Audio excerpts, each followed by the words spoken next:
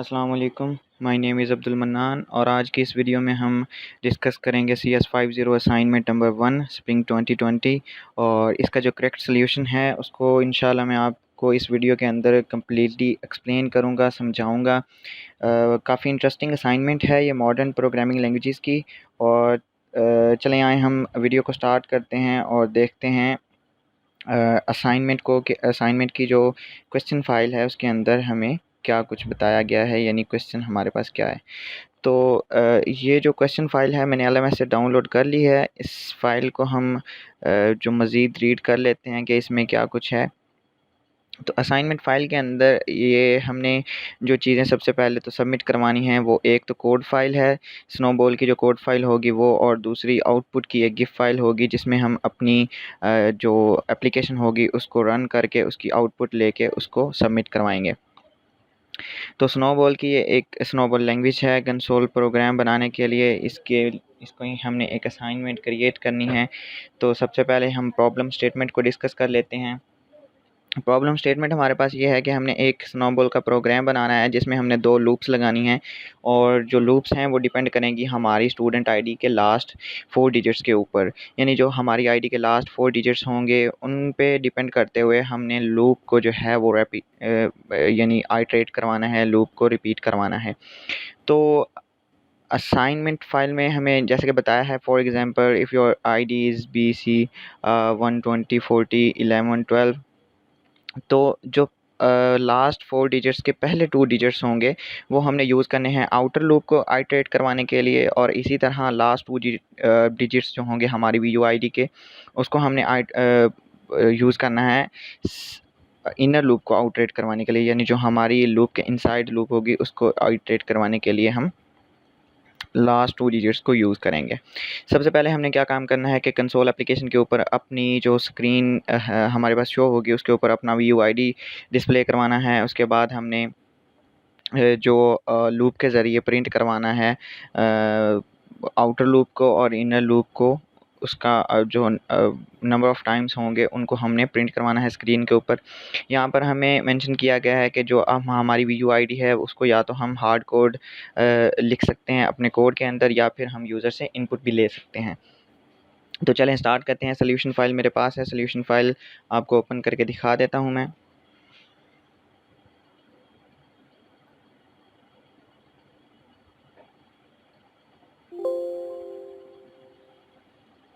ये मैंने एक फ़ोल्डर बना रखा है जो कि मेरे डेस्कटॉप के ऊपर मौजूद है, CS508 असाइनमेंट नंबर 1 स्प्रिंग 2020। इस फ़ोल्डर को ओपन कर लेता हूँ और इस फ़ोल्डर में हमारे पास मौजूद है सॉल्यूशन फ़ाइल, डॉसबॉक्स, जिसके ज़रिए हम अपने इस कोड को रन करेंगे, और एक स्नोबॉल का ज़िप फ़ाइल है। इसको आप मैं इस पूरे फ़ोल्डर को जो है आपको इस वीडियो के डिस्क्रिप्शन में दे दूँगा, और स्क्रीन को रिकॉर्ड करने के लिए हम यूज़ करेंगे स्क्रीन टू गिफ। ये तीनों चीज़ें आप LMS से भी डाउनलोड कर सकते हैं, यानी LMS ओपन करने के बाद जब आप असाइनमेंट को देखेंगे वहीं पे आपको सर्च का बटन मिलेगा, वहाँ पर आप डॉसबॉक्स लिख के सर्च करेंगे तो आपको डॉसबॉक्स भी मिल जाएगा, स्नोबॉल 4 भी मिल जाएगा और स्क्रीन टू गिफ भी मिल जाएगा। लेकिन आपको इसी वीडियो की डिस्क्रिप्शन के अंदर मैं एक लिंक दे दूँगा जिसमें आपको ये सारी फाइल्स अवेलेबल होंगी विद सॉल्यूशन फ़ाइल। तो आएँ सबसे पहले हम सॉल्यूशन फ़ाइल को ओपन कर लेते हैं। इस सॉल्यूशन फ़ाइल को ओपन करने के लिए हमें किसी भी सॉफ्टवेयर की ज़रूरत नहीं है। हम सिंपल नोटपैड के अंदर हम इस फ़ाइल को ओपन कर सकते हैं और इसी नोटपैड में हम इसका कोड कर सकते हैं स्नोबॉल का।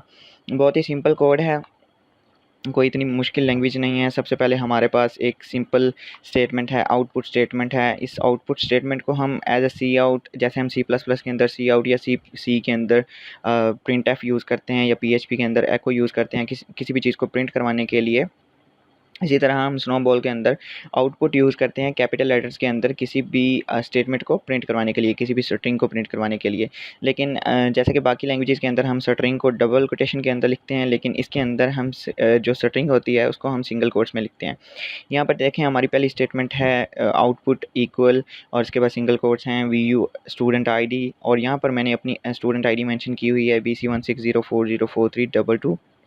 लेकिन आप क्या करेंगे कि आप इस आईडी को यहाँ से रिमूव करने के बाद यहाँ पर अपनी स्टूडेंट आईडी लिखेंगे। उसके बाद जैसे कि हम बाकी लैंग्वेजेस के अंदर लूप्स को रिपीट करवाने के लिए सबसे पहले एक वेरिएबल डिक्लेयर करते हैं, for example I J K, इस तरह के वेरिएबल्स हम लेते हैं लूप की आइट्रेशन के लिए।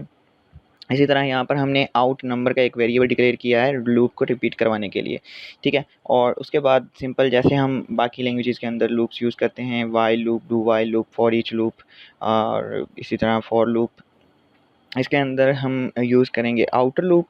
आउटर लूप में हम क्या करेंगे, आउटर लूप कीवर्ड यूज़ करेंगे कैपिटल में, उसके बाद हम एक स्टेटमेंट प्रिंट करवाएंगे जो कि हर दफ़ा प्रिंट होगी जब भी हमारी आउटर लूप कॉल होगी।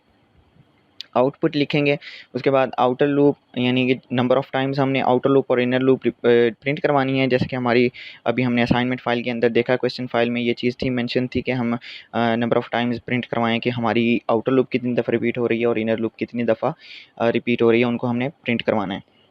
इसके लिए हम सिंपल आउटपुट यूज़ करेंगे और उसके बाद हम आउटर लूप ये जो कि स्ट्रिंग में लिखेंगे और कॉन्केटिनेशन के लिए हम कुछ भी नहीं यूज़ करते, सिंपल आउट नम यूज़ करेंगे। यानी जब हमारी लूप पहली दफ़ा आउटर लूप आइटरेट होगी तो चूँकि हमारा आउट नम जो वेरिएबल है ये 1 है, तो यहाँ पर 1 प्रिंट हो जाएगा। उसके बाद हम क्या करेंगे, हर दफ़ा इसमें 1 का इंक्रीमेंट करते जाएंगे और जो इन नंबर है ये बेसिकली हमारी इनर लूप को ये इनर लूप के लिए हम एक वेरिएबल यूज़ कर रहे हैं।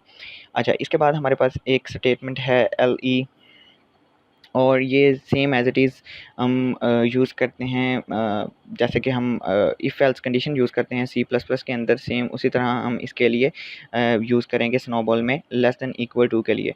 यानी अगर हम सी प्लस प्लस में कोड करें तो हम कुछ इस तरह से लिखते हैं, इफ़ और यहाँ पर I इज़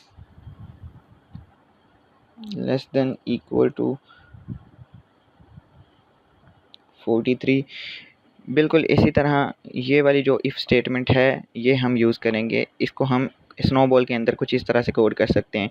LE रिप्रेजेंट करता है less than equal to, out नम जो है हमारा लाइक हम यहाँ पर I है और इसके बाद हम एज ए सेकंड पैरामीटर जो हम पास कर रहे हैं कॉमा के बाद 43, यानी जब तक जो हमारा ये आउट नम वेरिएबल है ये 43 के इक्वल नहीं होगा, क्योंकि मेरी स्टूडेंट ID के जो लास्ट 4 डिजिट्स हैं इसमें लास्ट 4 डिजिट्स के पहले 2 डिजिट्स जो हैं वो 43 है।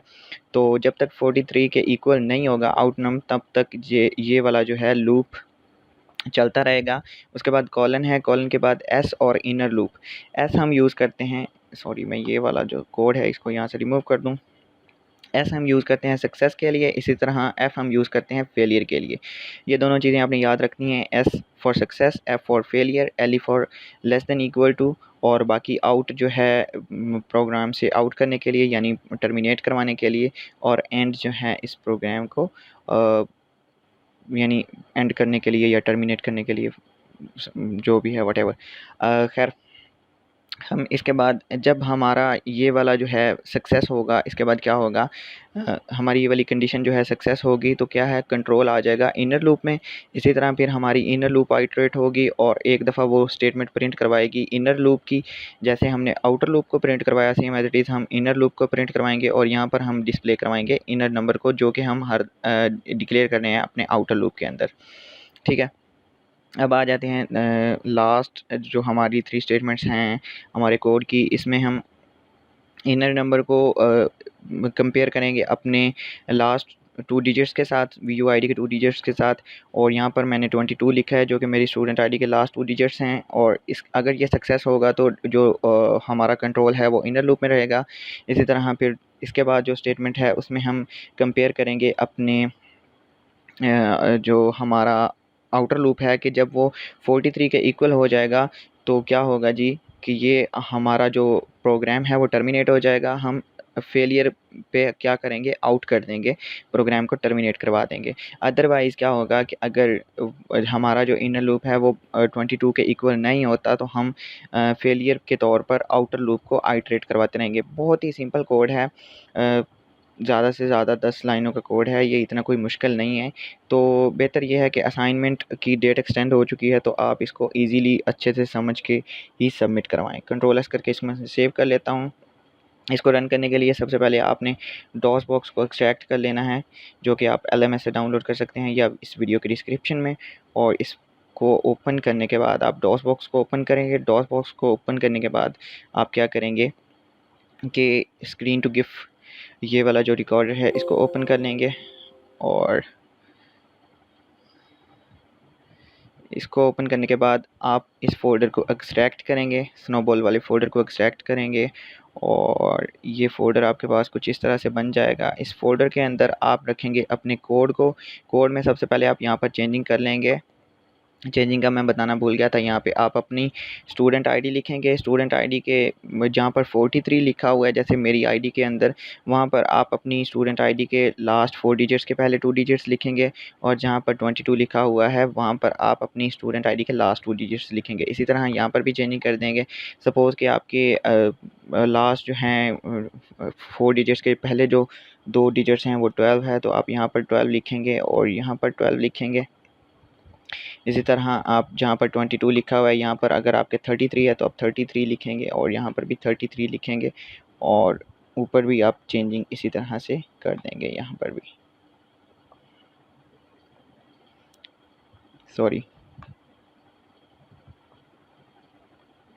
इस तरह से चेंजिंग करने के बाद आप कंट्रोल एस करके इसको सेव करेंगे और इस सोल्यूशन फाइल को जो है आप स्नोबॉल वाले फ़ोल्डर के अंदर पुट करेंगे। अब देखें हमारे पास एक snowball4.exe की फ़ाइल है और एक सोल्यूशन फाइल है। इस पूरे फ़ोल्डर को हम यहाँ से कॉपी करने के बाद किसी भी ड्राइव के अंदर पुट करेंगे। जैसे कि मैं इसको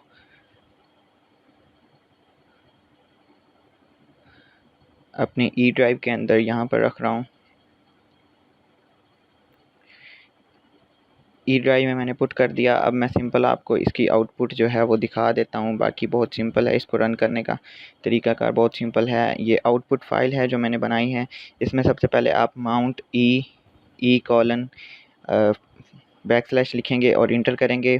आपकी जो डायरेक्टरी है वो माउंट हो जाएगी। उसके बाद ई कॉलन / उसके बाद cd change directory snowball4 and then snowball4 जो कि आपकी exe फाइल है और इसके बाद असाइनमेंट नेम और / के बाद आप क्यू लिखेंगे तो ये एग्जीक्यूट हो जाएगा। ये मैंने आउटपुट फाइल जो है ये पहले से बना रखी है, बहुत सिंपल है।